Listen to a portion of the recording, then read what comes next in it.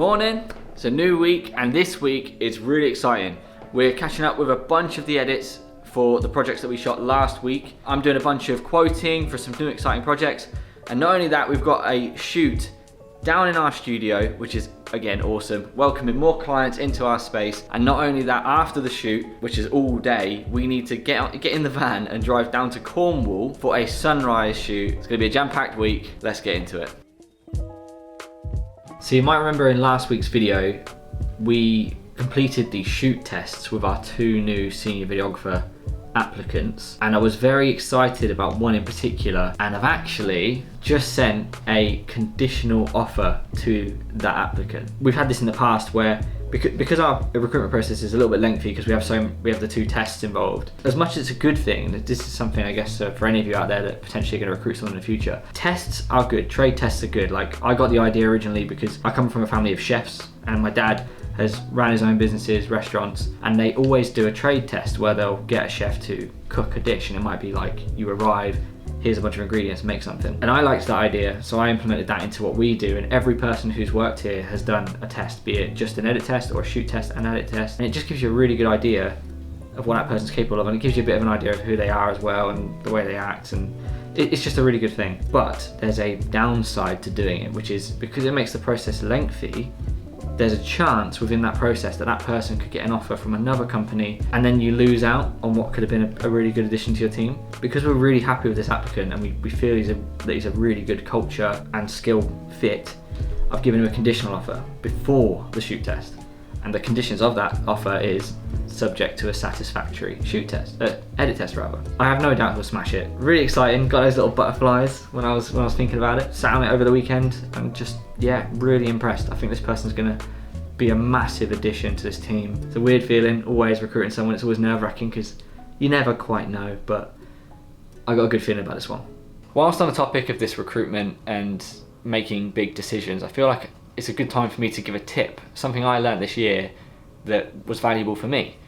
And that's what's called a brain analysis, which sounds really overly techie and a bit weird, but what it is BRAIN stands for benefits, risks, alternatives, instinct, i.e. gut instinct, and nothing, i.e.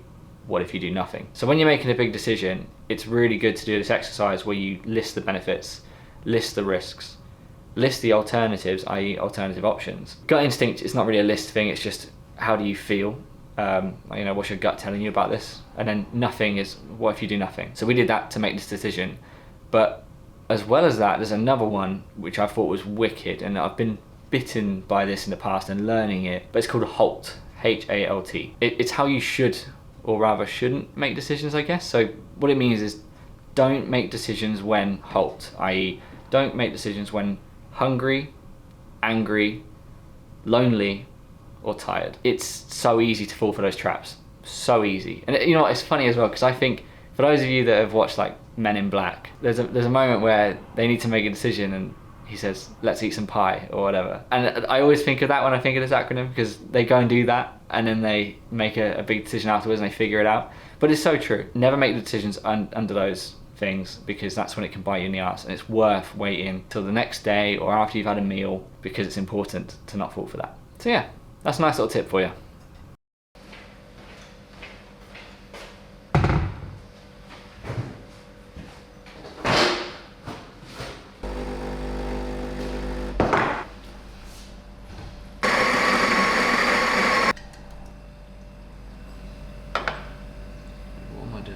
I'm very tired this morning. Had an awful night's sleep. We won't let that get the better of us. We will crush as many coffees as needed to achieve today's mission. God damn, I really need this coffee. Sunday nights was like, not bad sleep, but short. And then Monday night was just bad sleep and short, which is no good for no one. You know, you can't be doing that. Good sleep is important. The mission is to get good sleep tonight, because tomorrow and Thursday are extremely long days. That is a good sign. That's another good sign.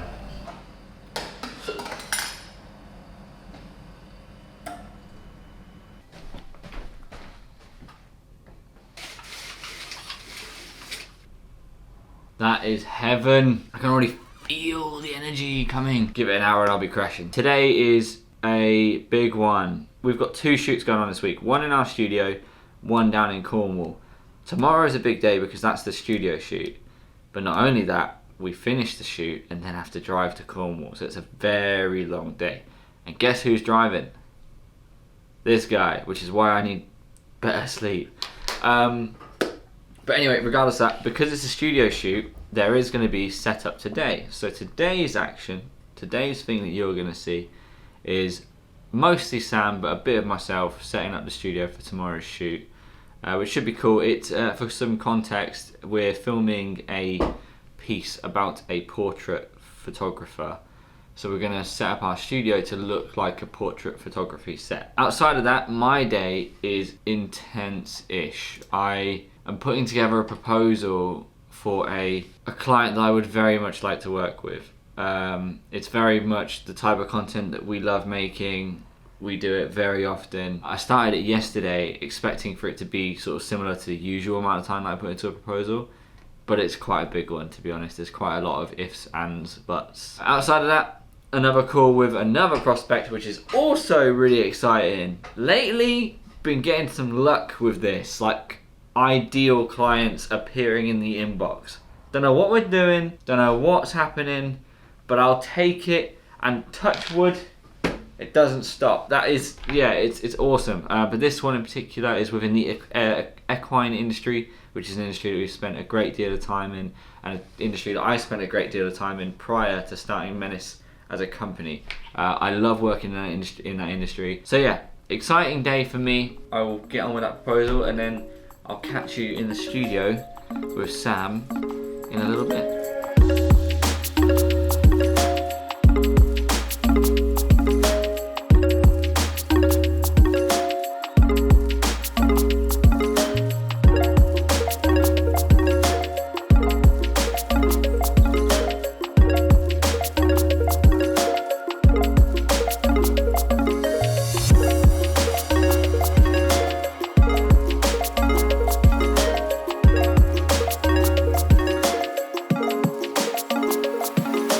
Finished my first call of the day with that exciting prospect, and I can't lie, I'm not feeling that confident now. The brief was a little bit loose, and I always think that loose briefs are a danger because you'll never know. The information's just not very good, so it could be a bit meh. But anyway, while I've been upstairs, Sam has been busy at work building this beast of a set. Damn! What's the plan, Sam? So at the minute we've got, because we're actually interviewing a photographer, which is pretty cool. We got a set up photographer set, so it's like in their own studio. So we've got 2 big lights, we've got a backlight, we've got the backdrop stand. Yeah, just trying to find a frame now for our actual interview, because it's going to be like she's here. Like, we've just took her from our set and we're just interviewing her basically. Yeah, I mean, we created a set like this a little while ago for our Solomon documentary, didn't we? Yeah. And it was cool. We basically did a very similar thing where we had a set in the background. It wasn't a set that was in any relation to Solomon, but it looked cool and we went with it. But this one actually does have relation. So yeah, Sam's been hard at work. Now we're gonna frame up, gonna give him a hand with the last few bits, and then we'll fine tune and tweak it tomorrow morning ahead of our talent arriving. So we had to sit down and looked at the frame, and we actually think that this corner over here, like you can kind of imagine a bit more like that, and I was framed something like that, I guess. It's just a bit restrictive and there's not much depth. So we're actually thinking, after doing a bit of juggling, of trying an angle we've not done before. From this corner, shooting this way, because you get way more of the room, and because we're trying to make it like a photo studio, this corner with all the backdrops could be dressed nicely and look cool.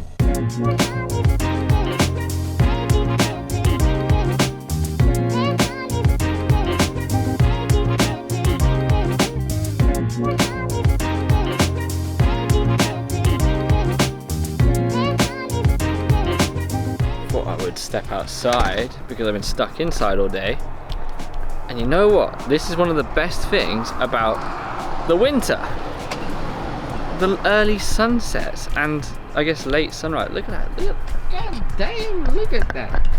Ooh.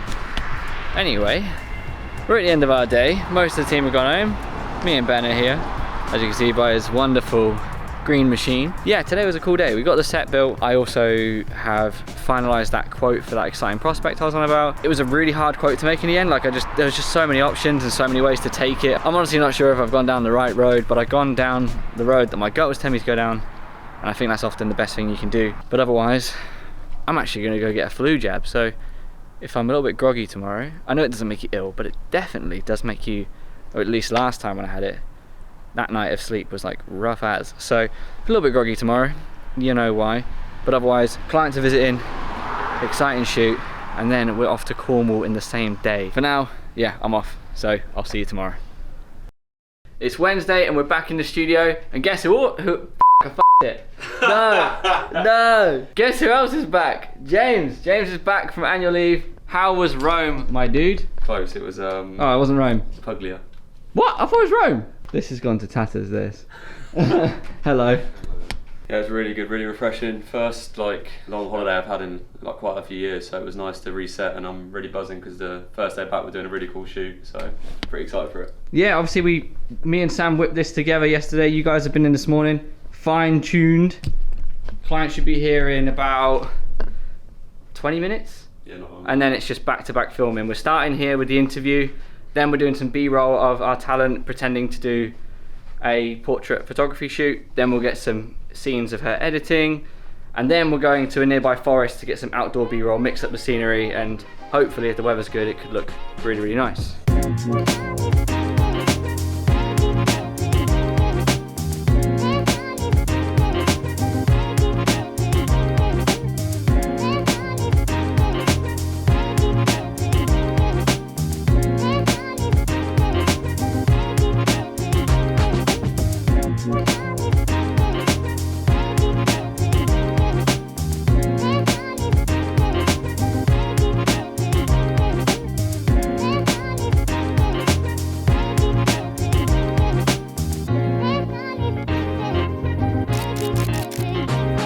So we're about halfway through the day. The chaps are firmly in their shoot and doing really well, really happy with the content so far. They have headed out to the forest to get forest shots, and they were meant to be going out in this vehicle, which is our van. You might have seen it in other videos before, but I was the one who was taking it out just to get it out. It stays inside the unit, so I pulled it out just to get it out for them. And when I pulled it out and walked back in to close the shutters, I noticed there was a lot of droppings on the floor under the van. Turns out we had a little friend living in the engine, and indeed within our garage, as we call it, part of the unit. You can see where it's entered, exited, it's literally chewed through the door to get in. We've gone over the van, we can see that it's gone through some wires, and we've tried to identify what that is. We've pressed every button, everything, and can't identify it. Max is just playing on his skateboard, trying to distract me. There he is. He was playing on the skateboard.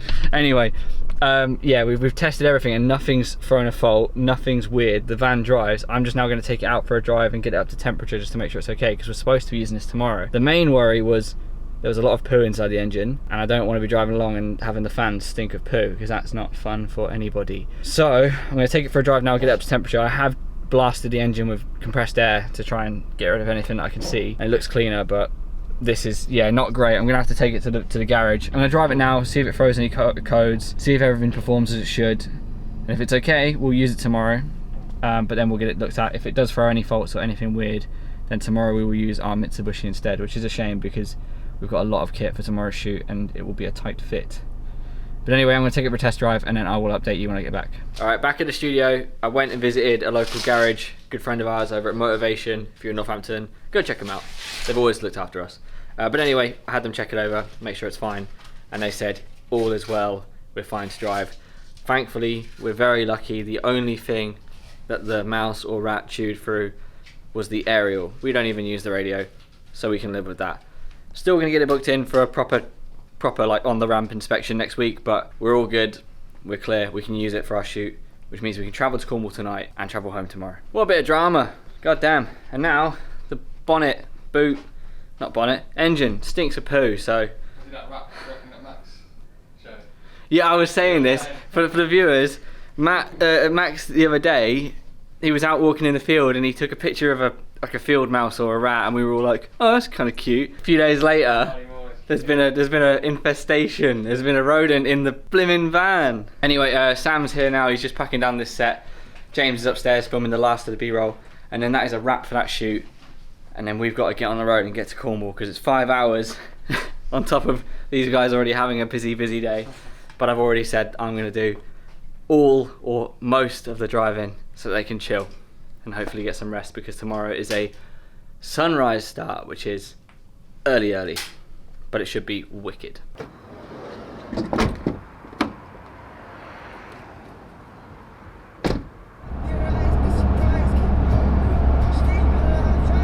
Stopped for a pit stop at McDonald's, which you may or may not be able to see out there. It's actually the same McDonald's we stopped at back in episode 1 of this vlog, which is kind of funny, I guess. We're about 2 hours into our 5-hour journey down to Cornwall. What a manic day it is, and I'm so happy that we're able to be in the van right now rather than, but basically I would have had to run home to go grab another car, which would have just been hell to add another hour to this day. So very happy that we're able to stay in this. But anyway, yeah, me and the chaps are starving, so we wanted to get a healthy option, but struggle to find those on the road, especially when you're taking this journey down south. It's like weird country roads with nothing but the occasional Costa or a Starbucks or a McDonald's. So McDonald's it is, and I cannot wait to devour this food.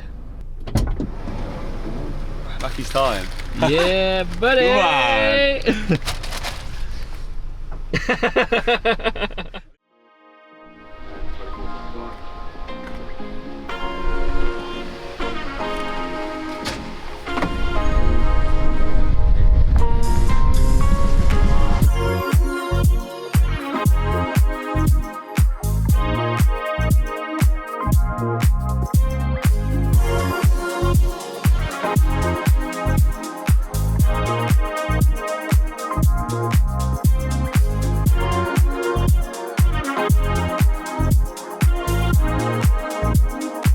What an incredible shoot that was here at Port Reef. Andy has kind of done a lot of running for us in the freezing cold, and as you can hear, the wind is absolutely crazy. We couldn't get the drone up, unfortunately, because we're probably just end up losing it in the ocean, which we don't want to do. We're going to head to the cafe location now with Andy and get a really cool interview there. So yeah, come have a look.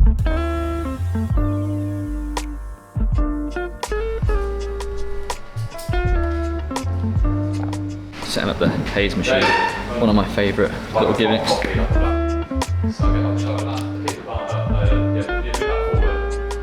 You know, we don't have the little fan that Max next to put on his desk. Yeah, we got a little reflector. I can just waft. Yeah, it's in the key light. We'll take it out. That'll do. Fog.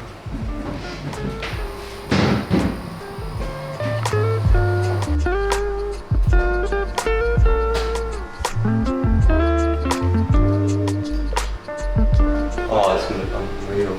Yeah, look at the sun. Soften it just slightly. Nice. Going first time, yeah? Okay, Andy, on this camera, just sort of break into a nice smile.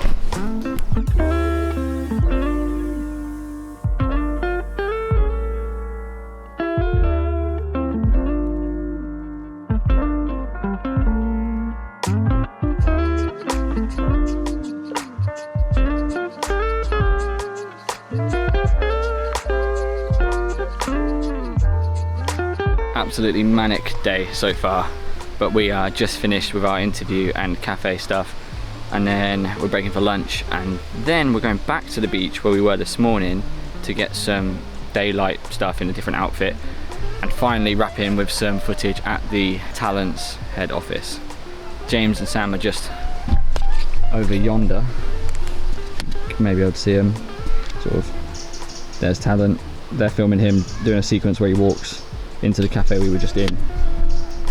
But yeah, absolutely manic morning. Sorry, I've not vlogged too much, but it's been full on back-to-back insane amounts of footage needed to be captured in little time, as we've got heavy schedule and we obviously want to get on the road in good time, i.e. between 4 and 5 o'clock, so that we can get home, because it's a 5-hour journey back. So we're pushing through, pushing hard, and the guys have got genuinely like some sick footage. That interview looked amazing. I'm so happy that we managed to book this location. This morning there were some crazy things that happened, and I think I'll do a little bit of a story time and we'll cut to that now. Alright, it's story time. So real quick, coming at you 2 weeks after what you've just seen, hence the bum fluff on my face. You'll find out about that in a future video. But for now, let's dive into this story. So what you can see here is the location that we were at for this shoot, which was down here in Portreath. So where you saw our vlog, where we were unloading the van, was just over here in this car park. What happened was we were at the car park and we realized that we needed to get our kit and crew over here. Quite a bit away and quite a walk. So while we were there, I was looking at my phone and I was wondering, is there a way for us to get the van and the kit and the crew closer? And we saw there was a road here, Battery Hill. So we decided, let's go, let's drive down there because we can get closer and that way we can get to our location quicker, because we were racing against the clock to beat the sunrise. And we started heading up this road here, which already looks a little bit ropey, and what we missed on the way up, vehicles over 1.5 tons prohibited. That includes our van. So anyway, we continued up this road and we get to this, and this is where things got really, really scary. It's already tight and we continue up and we get to this corner right here. I stopped because I was like, whoa, hang on, this is tight. This is like really, really, really tight. Tight. And then panic mode set in. And I was like, right, let me try and reverse out of here because there's no way. And we don't know if this is just gonna get worse. I tried reversing, but it was pitch black. Couldn't see anything in the rear mirrors. And in fact, it was so tight, I had to fold the mirrors in. And I could feel like the van is like hitting something. And I'm assuming it's like the grassy rock on the right hand side down there. James managed to squeeze out of the vehicle. Obviously it's got sliding doors on the side so they could open and he could kind of get his body out, and he jumped out front and had a look around, and then he squeezed down the side, went to the back and tried to guide me, but there was just no chance. So we committed and said, right, let's go forward. And at this point, like, my heart is racing. I'm fully like, oh my gosh, this is bad. Anyway, we pull around this corner. Luckily, like, it was more this wall here. We did not hit the wall, which is so lucky. Continuing down the road, we finally reached this and we thought, can we turn around here in this gap? But not a chance. No way in hell. So we had to continue and go further down this road. It's pitch black, no lights, cannot see a thing on either side or behind. Obviously we can see in front. Down we go, and finally we get to here, which is where we were able to turn around. But my god, I've never been so stressed in my life. So what we did, obviously, the most important thing is the shoot has to go on. So the chaps jumped out with our talent and they went up this hill over here, which is where the shoot was taking place. And I then left, because I didn't want to drive out on my own in the dark. I just stayed down here, actually in this driveway here. I'd stayed there for the whole morning, just sat in the car for 2 hours. And the whole time I'm just praying that whoever lives there just doesn't come out and have a go. But what I did see, and this struck me with fear, was there was another van on that little driveway parked. And as he was pulling out of the parking space he was in, because there's cars either side of him, he pulled out and all I could see was the whole side of his van was crumpled and scratched and dented. I was like, oh no, this is my fate. Anyway, the guys finished their shoot. This time I had a plan. So I said, right, James, you go to the top, put your high vis on, grab a walkie-talkie, and you tell me when it's clear, but also just if anyone comes whilst we're midway up, just tell them to stop for a sec or whatever. And then Andy, I tell him, he's local to the area, he knows the area. I was like, right, you guide me, you sit in front, and then Sam, you be my co-pilot, you can look at the left side to see if we're too close or whatever. Thankfully, so the scariest part was this corner. It was very sharp. And yeah, Andy and Sam and James all guided me. We got out the other side. Oh my God, it was such a relief. We sort of came, I remember getting just out to this hill here and just seeing this bit and knowing that bit's okay. But just that morning, for some reason, I missed that sign at the bottom of the road. Completely missed it. Just, where is it? Completely missed it. Where is it actually gone? Hang on a second. Where is it? Did it even exist? Like, I never saw it on the day. Yeah, well, when was this picture taken? This is in 2011. Oh no, maybe that wasn't there on the day. Can we get to 2023? It's not there. No wonder I didn't see it. Anyway, that's the story of that morning, so you can see why I was in such a panicked and stressed state. But that's story time. Back to the vlog. I was in peak panic mode. My God, I personally love and care very much about all of the vehicles we own, especially this van, because if you saw one of our videos when we bought the van, it was like a big achievement for me. Always wanted one, always wanted a crew van, and as a company I felt it was like a cool achievement. So anytime it gets close to like damage, oh, my heart sinks. And then those 2 hours, so once we arrived at the location, the guys got out, went to the location and shot there. I had to stay with the van to monitor, to look after the equipment. And that whole time I'm like thinking, I've got to go do that again. But I'm happy it's over and we've come out of it with no damage to the van, which is a phenomenal result.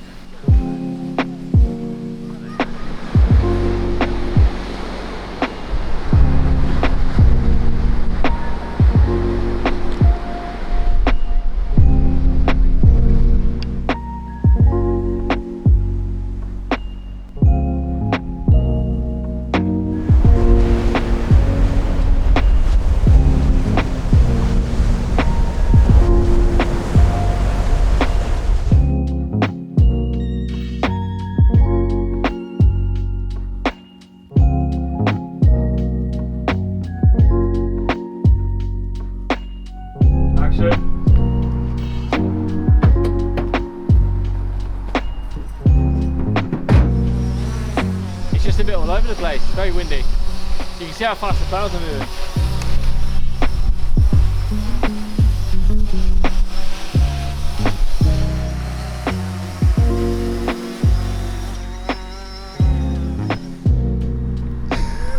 There you go. Time is 9:45 and we are back in the office. I'm just quickly backing up some footage before I leave. But yeah, what a crazy set of days. Some phenomenal footage. We were discussing it on the way home. We did our debriefs for both days worth of shoots and we're really chuffed. These two sets of projects are kind of exactly what we're really pushing for at the moment. Like essentially they could be corporate videos, but the thing that we keep pushing to clients, to prospects, is about making corporate videos that are not just like your standard like, hi, I'm so and so and I use this service and it's great because of this. It's like really making it feel almost like a short film or a documentary, and with that just comes awesome opportunities for awesome footage, and it had us all so happy, smiling at the footage. And we've backed up a couple of the cameras just now and we all just looked at the interview again and we were like we all gave each other fist bumps. It's a good moment, you know? My role throughout the job was essentially a bit more like a producer role, so make sure everyone was on time, make sure the kit's in the right place, right time, looking after the kit, mostly being like a security guard for the kit for the day, which is quite funny. And then, you know, doing the interview, asking the questions. Because my role was less physical than the guys who were doing the majority of the filming, I decided to do the driving for the entire duration of the project. So like all the way down to Cornwall, all the way through Cornwall, all the way back. That might seem a bit manic. Oh, hang on, the phone be ringing. Hello, mate. I appreciate it, dude. Yeah, no, I'll go salty. Thanks, dude. Take care. Bye-bye. That was just James letting me know that the roads near us are closed. They've got roadworks going on. So I need to go the other way home, but that's good, that's good. Yeah, I was playing a producer role and I was doing less physical work than the guys, so I felt it was only fair that I do all of the driving. And as someone who, as you know from this channel, likes camping, likes traveling, I don't mind a good bit of driving. It gives me a lot of headspace, time to think, and I get to DJ, which is epic. But anyway, other than that, this week I'm cutting off a little bit short. Tomorrow I'm on annual leave and I will not be vlogging this one. Apologies, but I hope that's okay. Time to have a bit of time away, spend some time with some friends. It's just tomorrow, I'm back on Monday, nothing crazy. But yeah, I hope you enjoyed this week. A little bit of a manic one, some exciting shoots, a ton of admin at the start of the week, but it has been awesome and I cannot wait to see what we do with these edits next week and the week after. Take care of yourselves, like, comment, subscribe, all those good things, and I'll see you in the next video.